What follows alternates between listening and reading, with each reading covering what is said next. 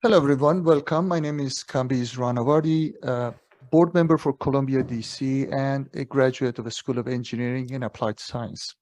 I would like to thank our partners for this event tonight, MIT Club of Washington, D.C., and their members for joining us. We are very privileged to have to be hosting a great panel this evening. Dr. Jeffrey Sachs, His Excellency Marcelo Sorando, Dr. Anthony Annett, and Professor Dr. Anna Sun in conversation with Jesse Thorson to talk about ethics in action for sustainable development, which is the title of their collective book that is published recently by Columbia University Press. You can find the link to the book on our website, but we make sure to send the link again with the recording of this session in the next 24 hours. So be on the lookout for that.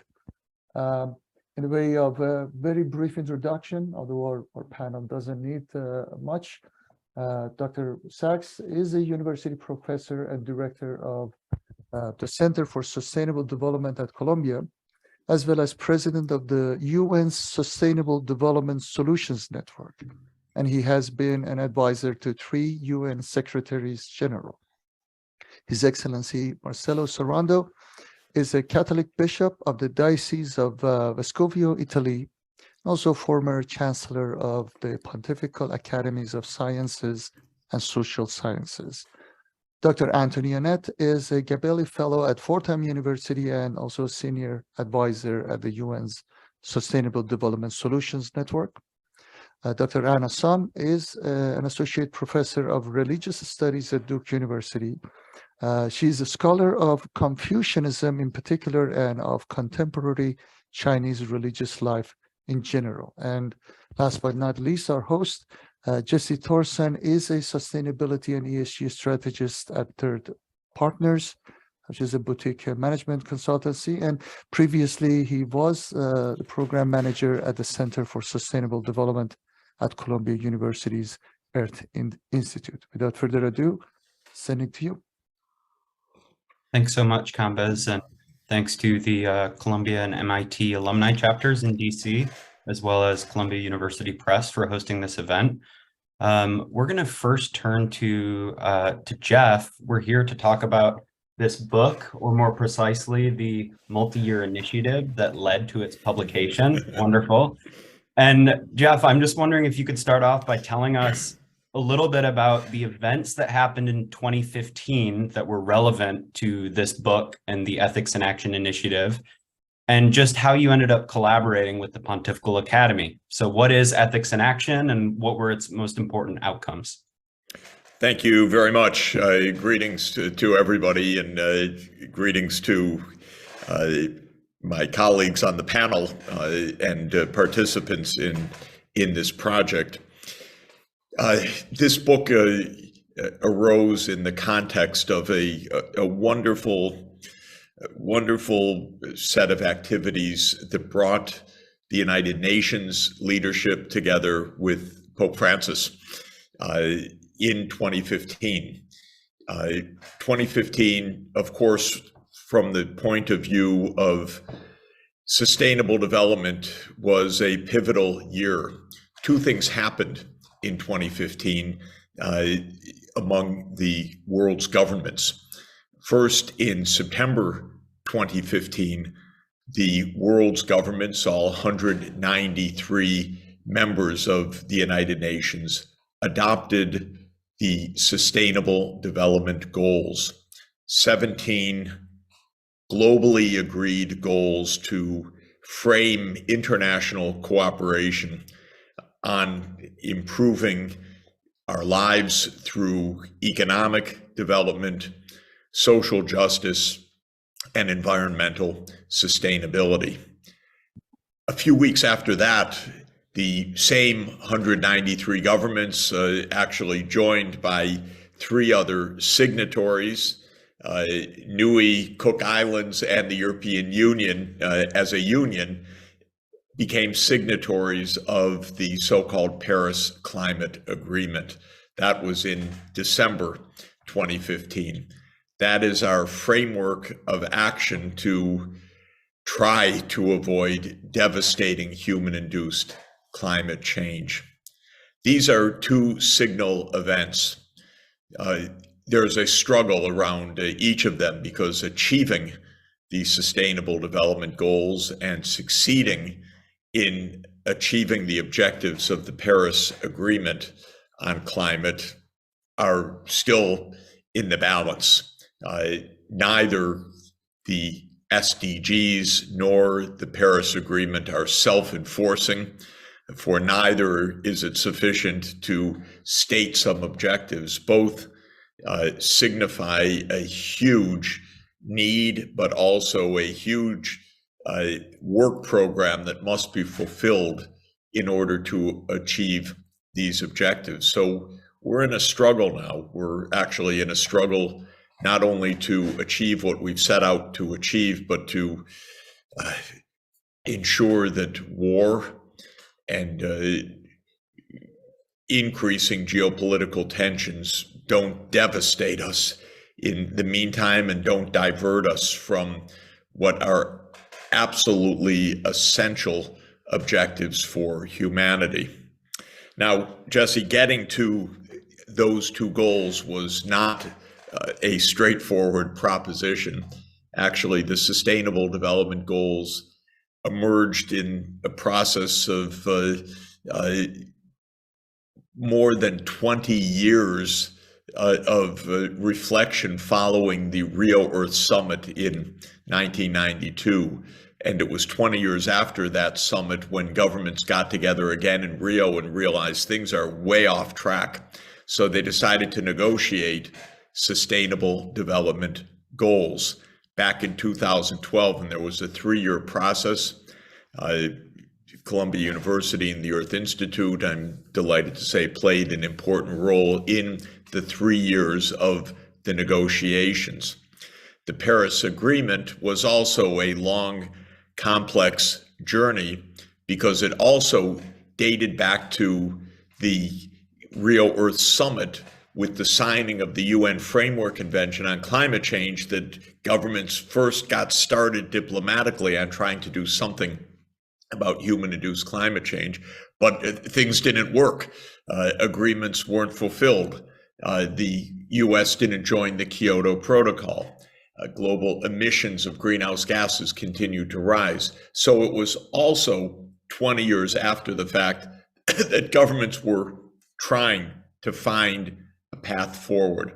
And therein lies the story of this project. This is what I'm getting to. Starting around 2012, it was clear that humanity faces a very steep climb for our safety, and we are by no means assured of success right now. Getting to shared goals, whether on sustainable development, meaning the economic, social, and environmental triple bottom line, or on the climate agenda, was a huge challenge to negotiate an agreement, and now a huge challenge to implement it. Starting in 2012, I had the profound honor and thrill and delight of my life to be deeply involved with the Vatican in this process of trying to help the world find a path forward. Pope Francis was very profoundly concerned about the rising environmental crisis and the global injustices.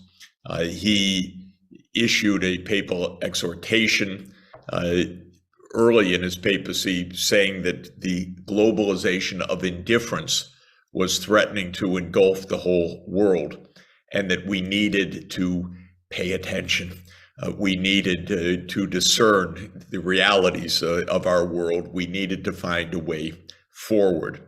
At the same time, the UN was gearing up to negotiate these two crucial agreements.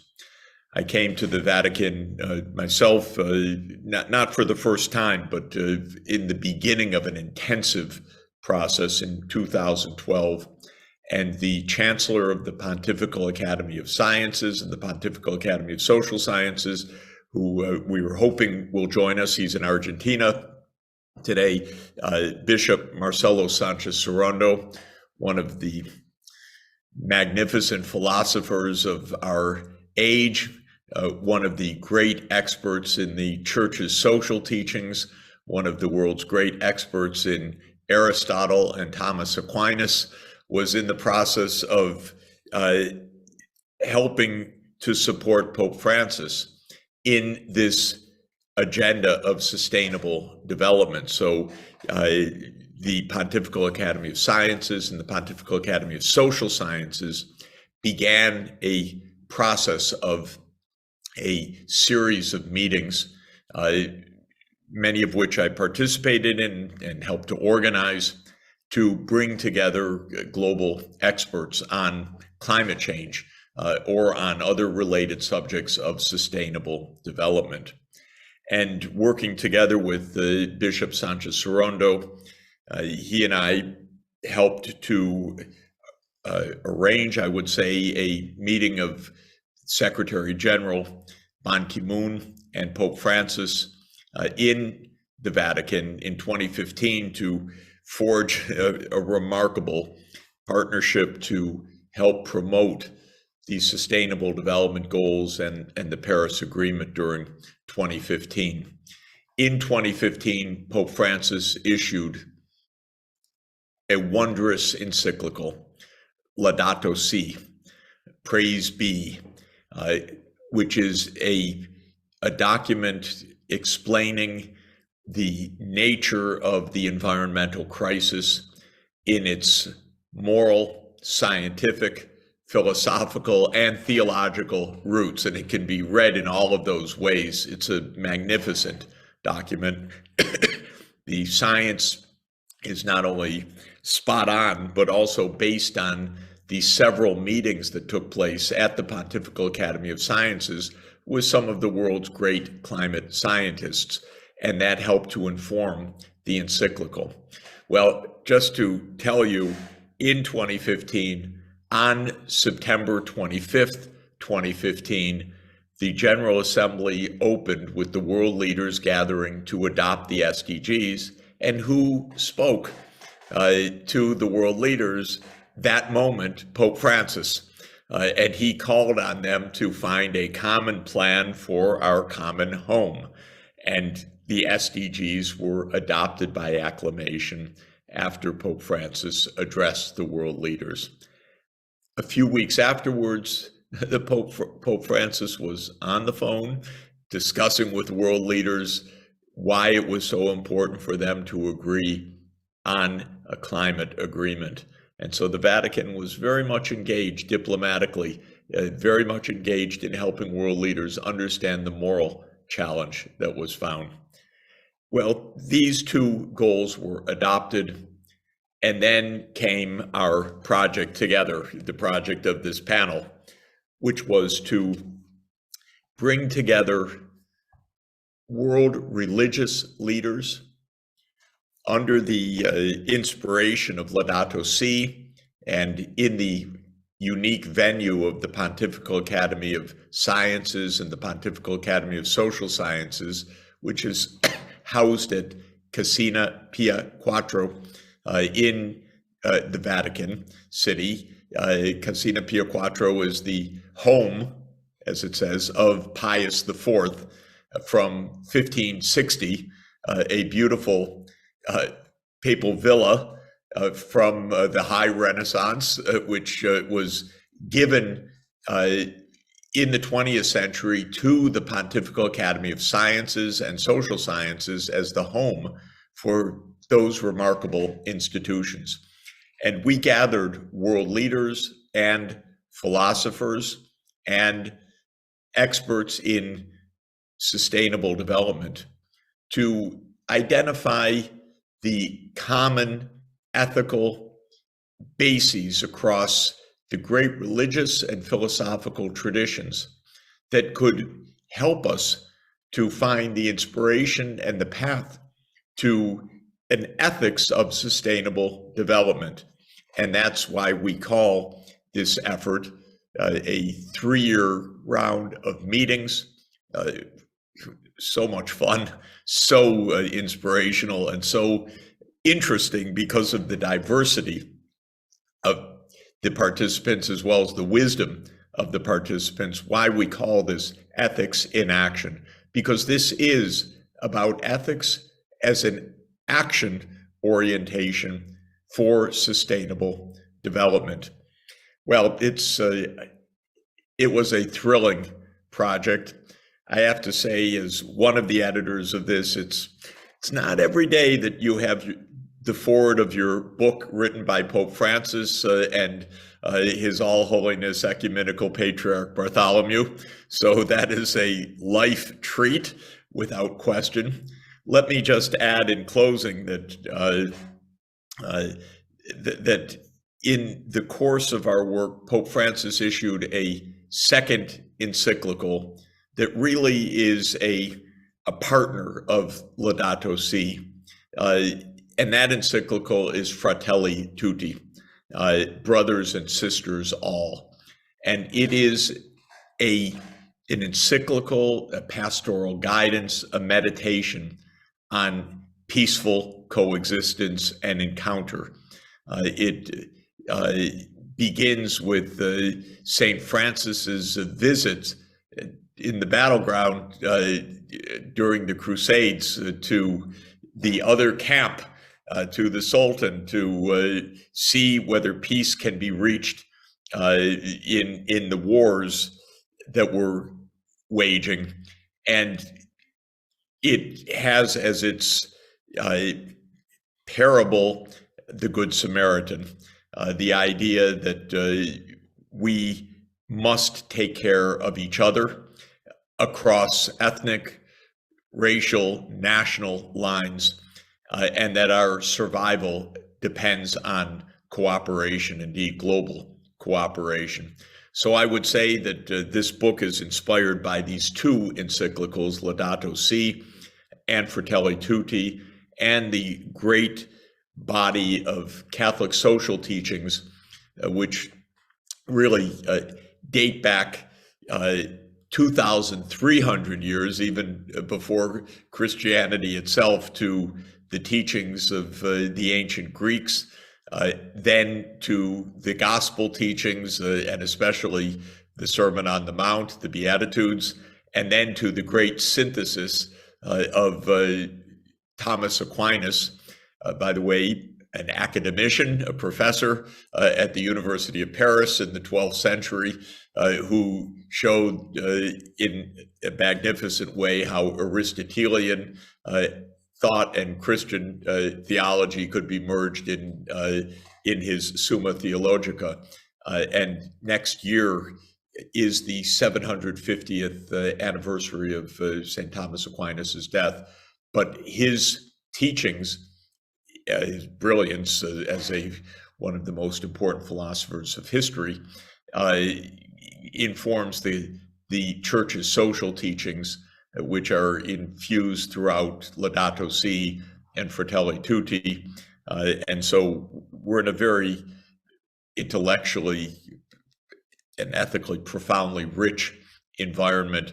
But as readers will see in the book, Hindu, Buddhist, indigenous, Jewish, and other traditions have a deep message for us for sustainable development and for peaceful coexistence. And it is that commonality that is the essence of this book and the essence of our project.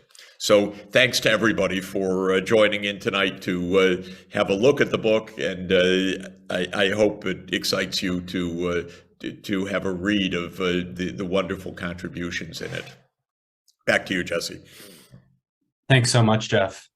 Are you going to have to go off soon? If so, I'll ask you one follow-up question before you. Yeah, maybe I will, because I apologize. It's 12:50 a.m. in Vienna right now, where I am, and so I will be happy to take a question, and then I'll leave you to this wonderful panel. That'd be great.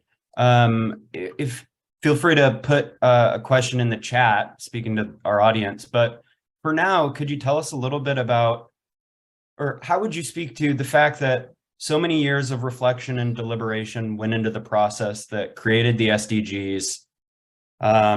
Ethics and action started as, in the beginning stages of implementing the SDGs. What progress have we seen, and do we have reason to hope that more progress will be made? I think everybody knows that we're in a very dangerous situation globally right now, and a very complex situation. There is some good news, which is that the Sustainable Development Goals, which are complicated because there's 17 of them. They're about health, they're about education, they're about gender equality, they're about infrastructure, they're about terrestrial and marine ecosystems. It's a lot. But despite it being a lot, governments around the world have taken up this agenda. By the way, not the US government sufficiently, I would say, but most of the governments in the world. And that fact is very heartening.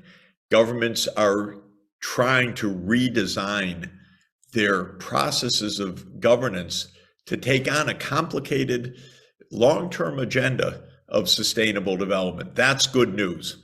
A second piece of good news is that there is progress in understanding and even implementing the energy transformation that is at the core of preventing runaway climate change.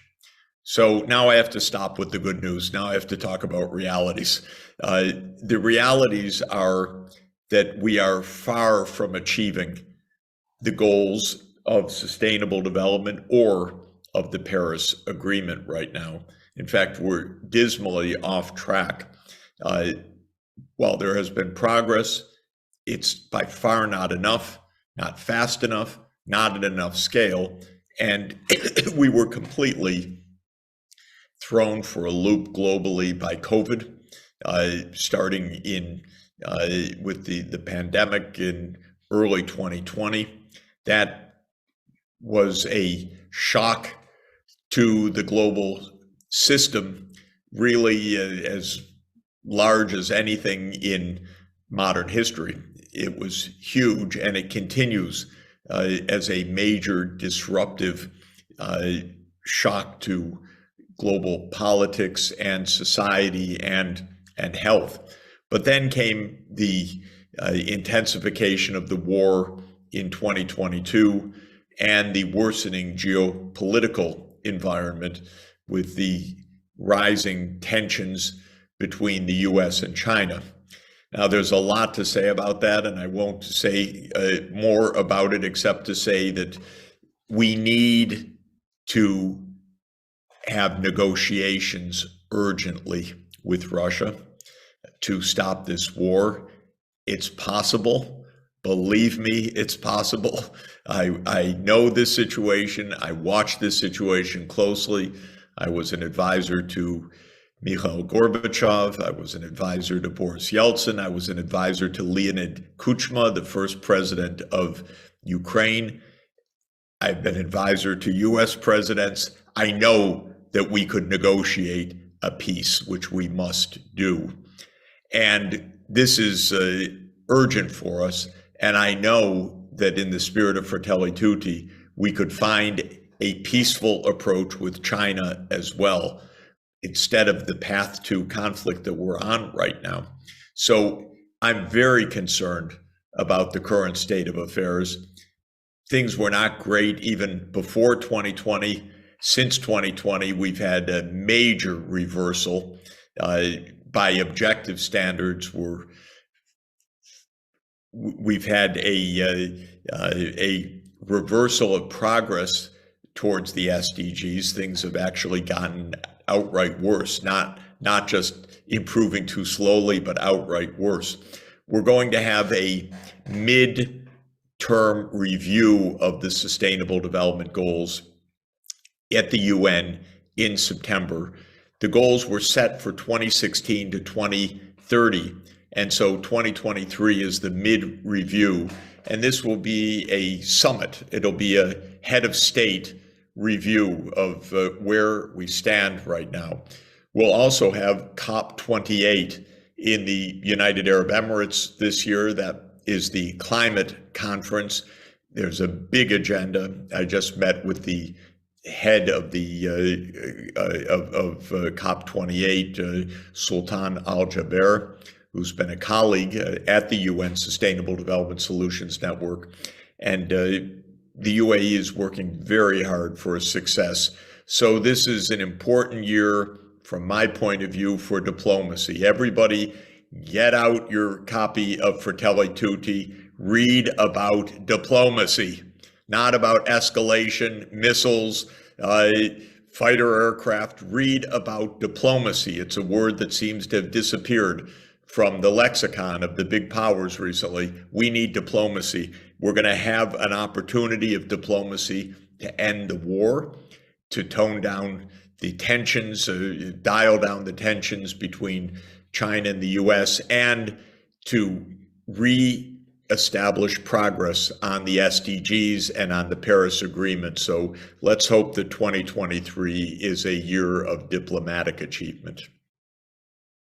Wonderful. Thank you so much, Jeff.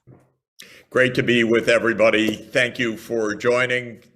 Tony, Anna, thank you for everything, and Jesse, thank you so much. I will bid you all a good evening, and have a wonderful program. Good night. Thank you, Jeff. So, Tony, I'm going to turn to you now. You played an important role in coordinating a lot of the actual meetings and workshops for Ethics in Action. These were topical meetings devoted to different topics. One of them was on peace, for instance, as we just heard a call for peacemaking from Jeff. You drafted a lot of the synthesis reports that eventually became chapters in our book. And one would imagine, or at least I would have imagined, that there would be, well, certain difficulties in bringing together scholars and leaders from different religious and philosophical traditions to discuss and debate ethics and the SDGs. These aren't not contentious topics, after all. They're quite controversial. So could you tell us a little bit about some of the challenges that might have been involved here? And do you consider it to be a success? Sure. Thanks, Jesse. And thanks to ColumbiaDC. I'll start by saying that I'm a Columbia graduate. I got my PhD there in 1998, and I live in Washington, D.C., so go ColumbiaDC. Yes, so I was intimately involved with this sequence of Ethics in Action meetings, which took place, as Jeff said, at the Vatican between 2016 and 2018, I believe, if I remember it correctly. And we had 10 meetings there, and each meeting was on a particular theme, not entirely overlapping with the SDGs, but very heavily aligned with them. So, for example, we had a meeting on poverty. We had a meeting on peace. We had a meeting on migrants and refugees, on aligning business with ethics, on education, on modern slavery and human trafficking, on climate justice, on the future of work, on the plight of the indigenous people in the world. So many different topics. And so what we did is we had a core group of experts. As Jeff said, they were mainly religious leaders and scholars from across the board. We had Catholics, Orthodox, we had Jews, Muslims, Hindus, Buddhists, Confucians, indigenous scholars, all across the board. And we also had secular experts. We had economists, development experts, labor leaders, business leaders, ethicists, philosophers, theologians, activists, all kinds of people with a stake in the ethics of sustainable development. So you mentioned whether any challenges. I don't think there were many challenges. In fact, it was an amazing experience for me to go in there. Like, I know quite a bit about Catholic social teaching. I've written a book on that called Cathonomics, but I was much less familiar with what the other religions have to say about all these topics related to our global common good. And what struck me from this sequence of meetings was the incredible amount of alignment across these very different religious and secular ethical traditions. They all kind of agree that there is such a thing as inherent human dignity, whether you believe that the human person is created by God or not. You still agree that the person has value and worth and dignity, which must be uplifted in society. They all agree that there is something called a common good that binds us all together in common purpose, and we create these common goods together, which goes against how kind of traditional economics views the world through the lens of rational individualistic maximization of utility, or goes against how libertarians view the world in the sense that we are all just autonomous individuals out to maximize our own domains of individual freedom. But these traditions said, no, we are all bound together in a common good. And of course, I would argue that the SDGs kind of form the contours of what we can say is a global common good in many different dimensions.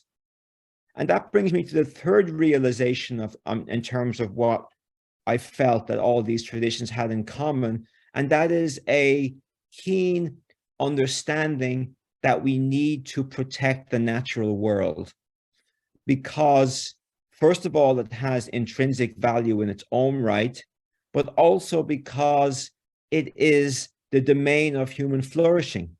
If we let the planet suffer, then we can't have authentic human flourishing in the sense that we all seek. So these three dimensions, human dignity, the common good, and protection of nature, all the different religious traditions, even though they're all grounded in their different theologies and their views of the human person, could nonetheless align around these common values.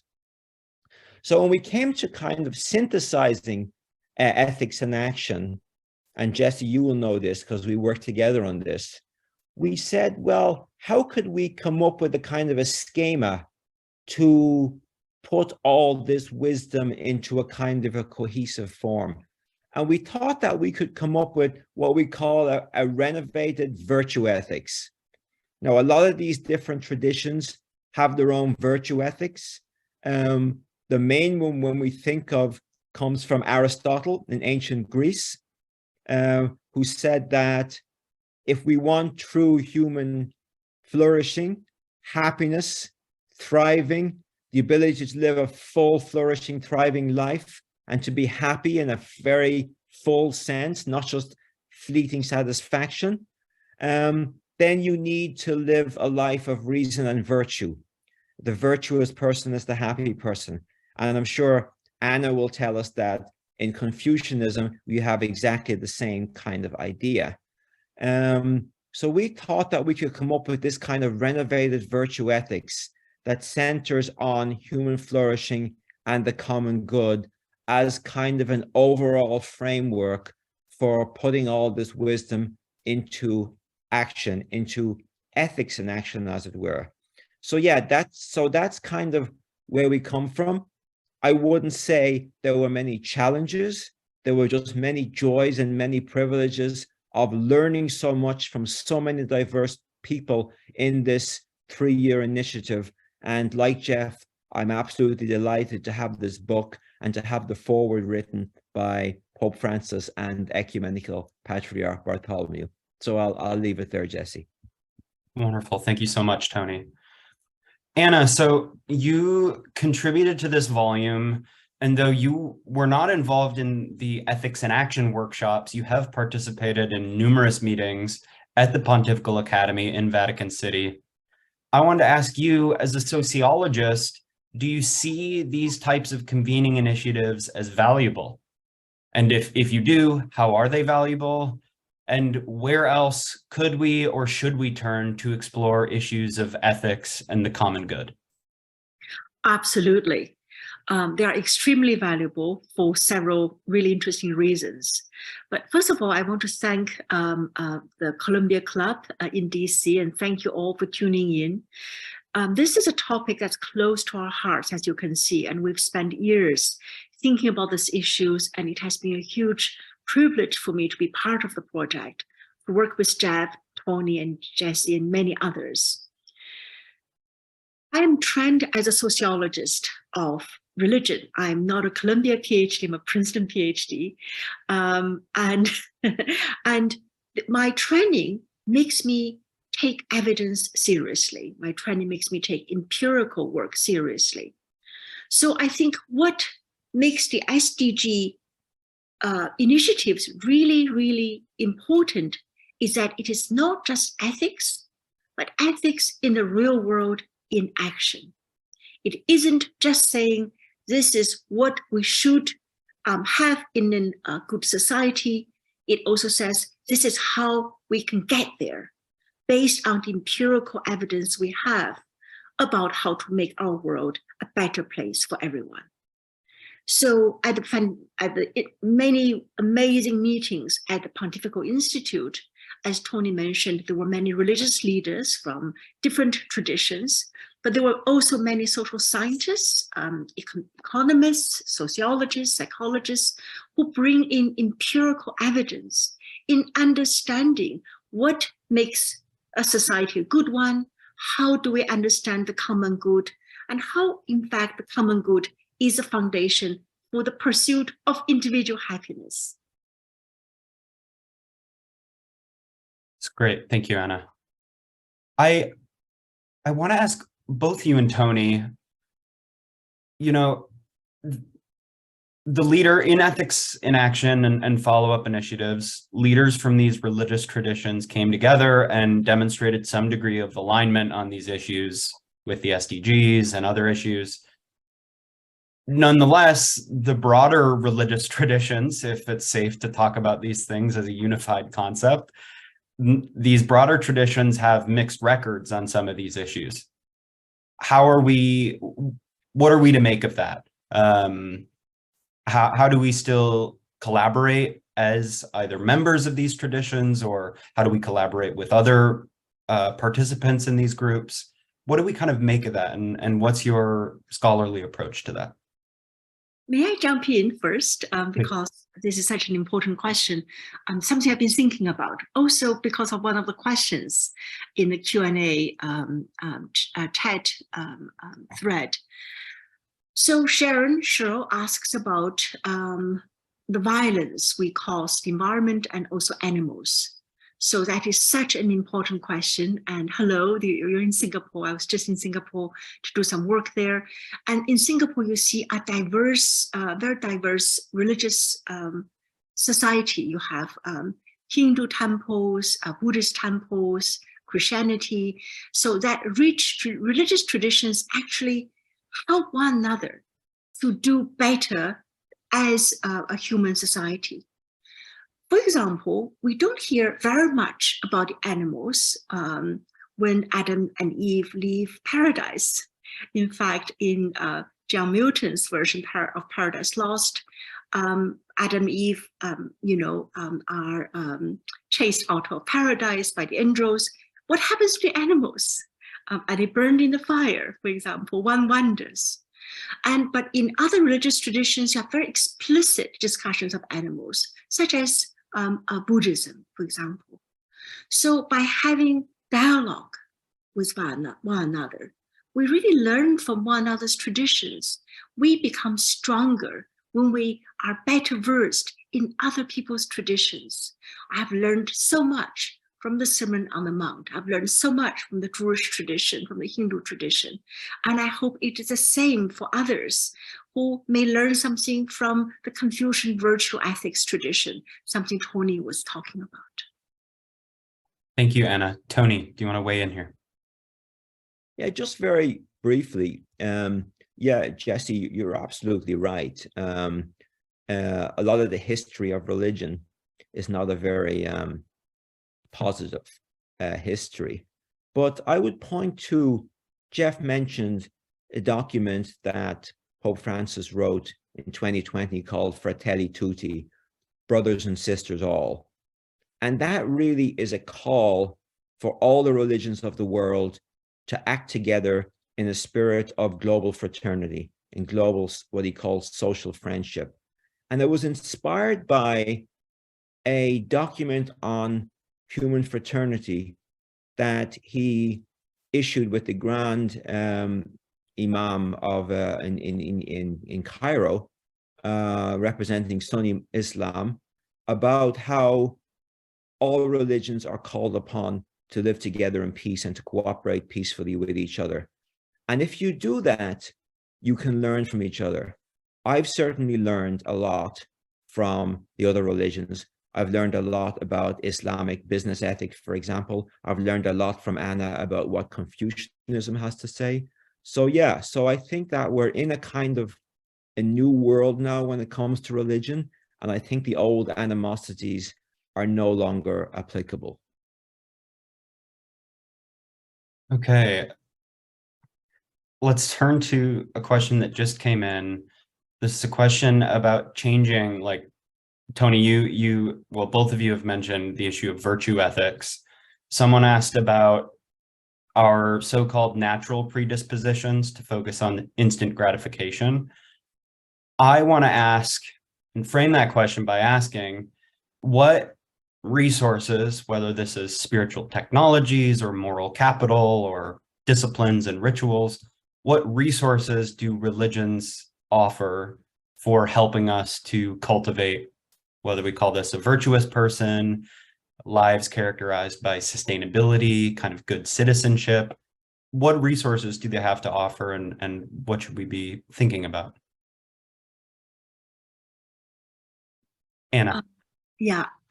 I think I can think of at least two very important ways for us to internalize virtues.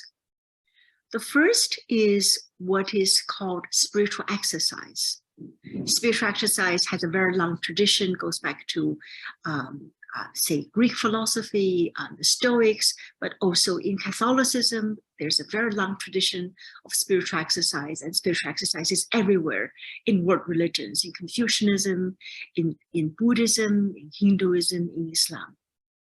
So spiritual exercise offers you technique, such as reading sacred texts, such as doing certain practices in order to develop virtue that is, for the Confucians, already in yourself.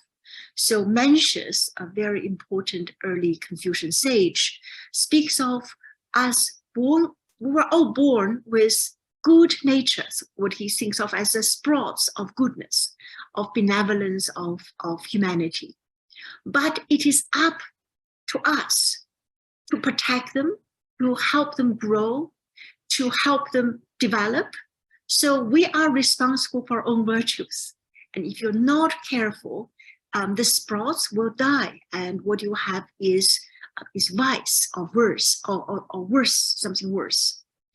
The second important thing religious traditions can offer is the moral community that a religion offers us. The religious community is also a moral community. So in the Confucian tradition, you cannot become virtuous just by cultivating virtues, sitting in your room doing spiritual practice.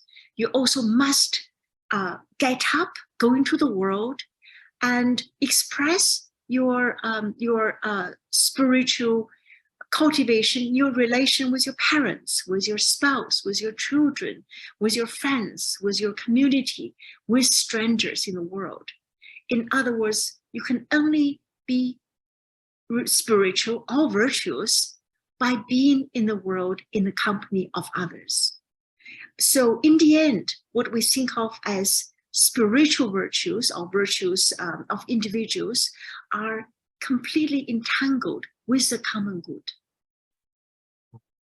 Do you have any kind of tactical advice if the moral community is one of the resources that religious traditions offer, is a kind of practical application of this, whether it's religious or not, to find a moral community to immerse yourself in and grow within and develop within?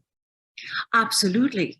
So in the United States, there has been this very, very long tradition of Judeo-Christian spiritual religious practice. So there has been churches, congregations, temples. But there are also volunteer groups. So voluntary civic activities is another way to find your own moral community. And in fact, today we also have online communities where people are devoted to the same goals. So what's important, I think, for us is to be a member of a community, but be aware, be conscious of the virtues you wish to develop in yourself. So you are not just being in a group, you're in a group in order to make yourself a better person in relation to others in this group. Thank you. Tony, can you unpack the first question a little bit for us, maybe bringing in some of your work on economics and kind of the assumptions of modern economics and long-term versus short-term thinking? Yeah, so the question mentioned instant gratification, and that's a really good way to put it. And a lot of the work I have been doing is on the defective nature of modern economics and how it goes astray and how it leads people down the wrong path. And the preeminent assumption of neoclassical economics is that you are self-interested and you individualistically maximize your own utility, typically equated with goods and services you can buy on the market.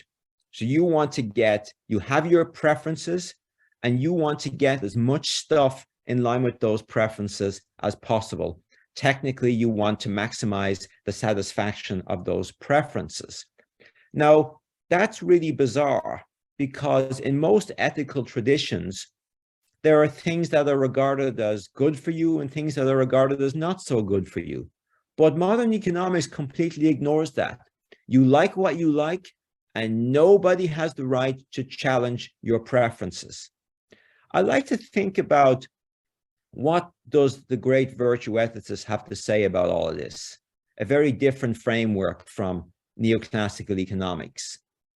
Well, according to Aristotle, the soul was divided between a rational and a non-rational part. The non-rational part was based on the emotions and appetites and desires, kind of like what we share with animals. We are guided by those animal instincts. But there's also the rational part. We can put reason in the driver's seat and kind of override some of those animal instincts, which are guided by impulses and desires. Now, the funny thing about it is when you actually drill down, you realize that neoclassical economics, in its assumption that we maximize utility, is actually aligning itself with the appetitive part of the soul, the part that we share with animals. So neoclassical economics says that we are rational in the sense that we maximize our utility, but this is the exact opposite of rationality as conceived by, say, the Aristotelian tradition. So putting this into modern language, you would ask such questions as, what is truly good for you as a human being?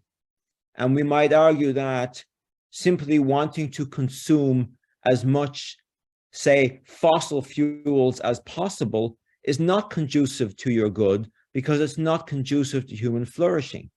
So it doesn't matter whether you like oil and gas and you put it in your utility function or not. It's just not good for you. And we need to say in some objective sense that it's not good for you. So yeah, I think that these ancient insights have a lot of very relevant wisdom for the challenges of sustainable development we face today. Patrick asked a follow-up, wondering if you could give another example, maybe an example of other kind of short-term, long-term dilemmas where classical economic thinking would tell us to do one thing, but maybe a broader, more integrated kind of understanding of things would lead to another decision. Okay.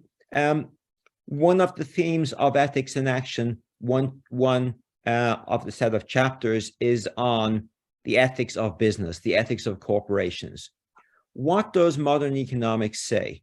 Well, if you go back to Milton Friedman says, the only social purpose of business is to maximize profits, is to reward shareholders. That's it. Nothing else. Has no responsibility to workers, to society, to the environment, to the planet. No, just to shareholders. But of course, that's a really crimped view. And even if you are not a huge believer in the social purpose of business, and I actually am a believer in the social purpose of business, but even if you think that from the perspective, the more long-term perspective of business itself, if you put all your energy into rewarding shareholders today by maximizing short-term shareholder value, you are paying insufficient attention to the creation of long-term value that benefits the company in the long term. This has been well demonstrated by economists, including Mariana Mazzucato, an Italian economist who's written about this. So that's another example of how a focus on this instant gratification and a focus on the short term over what's in the long term is really good for us, where things tend to go wrong. Thanks, Tony. Next, a question for both of you, but let's start with Anna. We have a question in the chat about the global integration of economies. How would you approach this question of globalization and multi-religious collaboration? How has it helped us? How has it made the challenges more complicated? And Anna, maybe you could start and reference some of your work on kind of China. Sure. This is a great question. I think to answer your question briefly, I think the global integration of economies of the world is a blessing. And this goes back to what Professor Sachs was speaking of earlier, the importance of diplomacy. And I can tell you that from our Vatican meetings, what I learned was the invaluable practice of open dialogue. So by having an integrated economy, we must be in dialogue together. We must engage with one another. And we must, in fact, be in the relation of accountability with one another. So the more engagement there is in the world, I think the more peace we will have and greater prosperity that will come with it. So in my own work, studying Confucianism, the Confucian philosophical tradition and political tradition believes in engagement, especially virtuous engagement. So the Confucian the Confucian ideal society is a society in which you have people who are engaged with one another and engaged in politics, and you demand virtuous accountability, not just from one another, but also from the state, from the rulers in ancient times, and from our leaders today. So this spirit of engagement, accountability, the way we're beholden to one another, the sense that we're all in it together. We cannot develop without everyone else achieving the same level of development. I think that is one of the most important lessons for us to remember. That is why I think the SDGs as a global movement is absolutely essential to a prosperous 21st century that we are sharing together. Great, thanks. Tony, as an economist and someone deeply immersed in the Catholic tradition, what do you have to reflect on globalization? Yeah, well, I'd like to, in the Christian tradition, there is the idea that we are not autonomous individuals. We are relational persons. In other words, who we are depends on our relationship to other people. And to me, that's a very profound insight. And Jesse, you will appreciate this because you wrote a chapter with Metropolitan John Zizioulas. One of our wonderful participants in Ethics in Action was a man called Metropolitan John Zizioulas, a towering, brilliant intellect of the Orthodox Church, who unfortunately died just a few weeks ago. He was a major inspiration at our Ethics in Action initiative, and we all miss him a lot.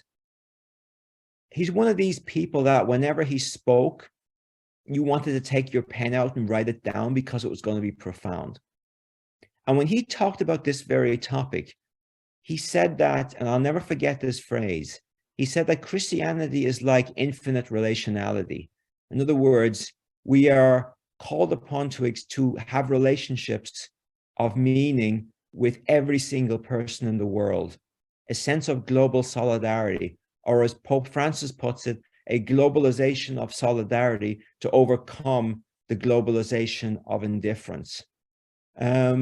Because today we have a rather profound globalization of indifference. We have a turn away from multilateralism and global cooperation. We have rising incidences of insularity, nationalism, xenophobia in many different countries of the world. And these are all worrying trends because I think from the multi-religious perspective, we are all called upon to live together in the spirit of human fraternity, all people everywhere in the world. Thank you, Tony. Okay, so we have a question about the existence of God, which I think we'll side table for now. Sorry, Patrick. We also have two other questions, one on consumerism and a question about, let's say, the ethics of international development while respecting norms and traditions.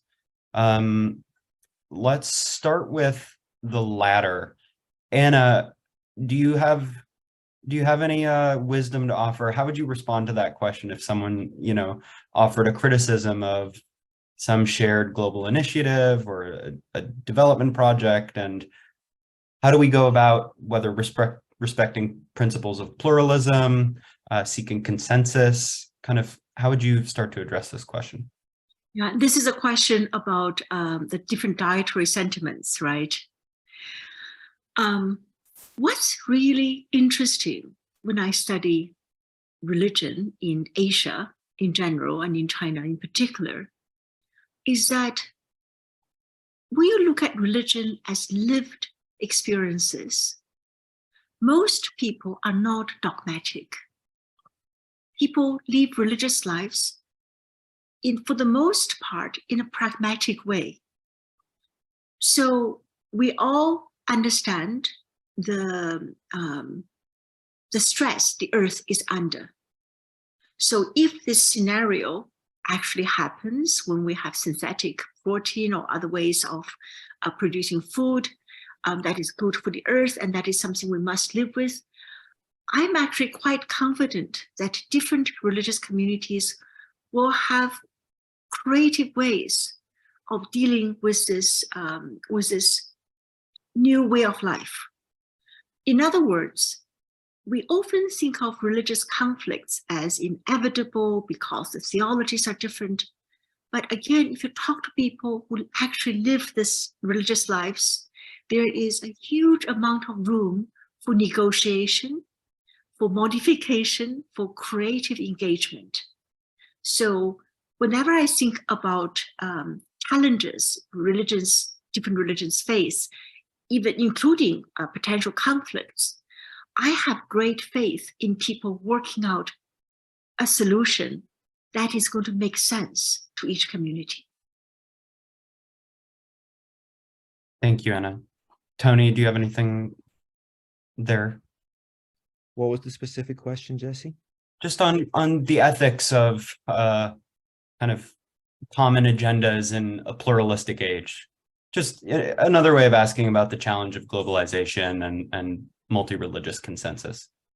Yeah, I would just repeat what I said, that there is a strong multi-religious consensus, kind of, I guess we can call it an unforced consensus, kind of an overlapping ethic, that, all these different religions and also the secular ethical traditions too, all agree on the basics of the global common good.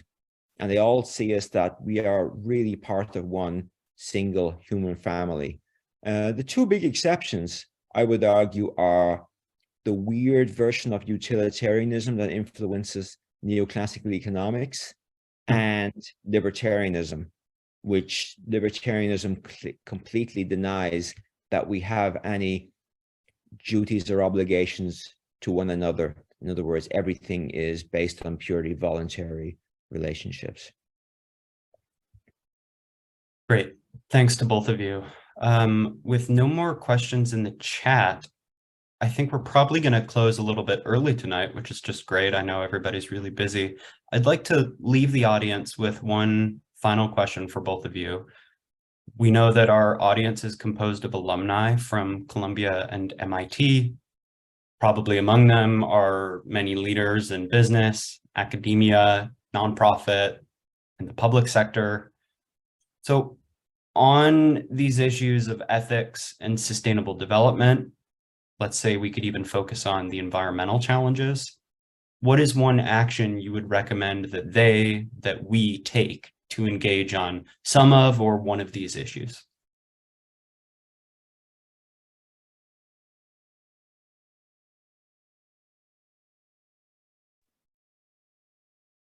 Anna, do you want to jump in? I would jump in. I would say that what I learned from studying Confucianism is that we are responsible for our own virtues. We're responsible for our own societies. So there was a really good question earlier about consumerism. So Mencius would probably say, well, we sometimes say what we eat, right? We are also what we act. So if we cultivate parts of ourselves, that dispositions, that is not about consuming more commercial goods, but about doing things for others, from your family to your friends to the community, then you are going to become a better, more virtuous person. So what's important in the Confucian tradition is that you cannot enter the world without changing yourself. So you start from changing yourself, you extend it to making the relation you have with others around you better. And in the end, that could be extended to the larger community, to our shared human family. In other words, start small is actually a very powerful step. Thank you so much, Anna.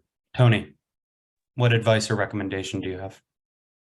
Yeah, I would kind of do the polar opposite of Anna and argue that you also need the big picture as well as the small picture. You need both, actually. And here I would point to one thing we talked a lot about in the Ethics in Action book is duties of justice that those of us who live in the rich world owe those people who live in the developing world. And there, if you look at the numbers, like we are a $100 trillion global economy. We have like billionaires who control about $13 trillion of wealth globally. And yet, financing the sustainable development goals in low-income countries costs a tiny, tiny fraction of this amount. Look at education alone. There's probably no more important SDG than the SDG on education, to get at least secondary education for every child in the world today. So important for everything else that follows in terms of development. And yet the world cannot raise I think it's like $40 billion a year to fund secondary education, to fund universal education in low-income countries. Now, this is a moral travesty. This is something that we as a global community just decide that we don't want to do it because we know how to do it. We know how much it costs. We know it costs very little, but we simply decide that we don't want to do it.